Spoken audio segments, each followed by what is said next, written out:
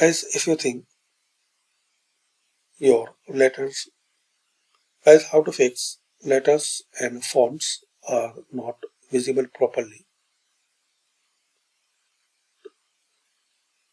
able to see clearly.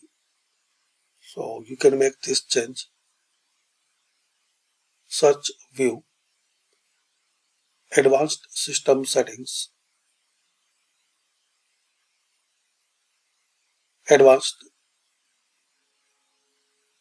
settings, and here select let Windows choose what's best for computer. Then apply and click on OK.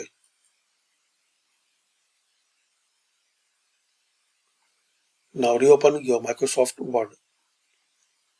So you will see some different, and now you can see the letters and fonts easily.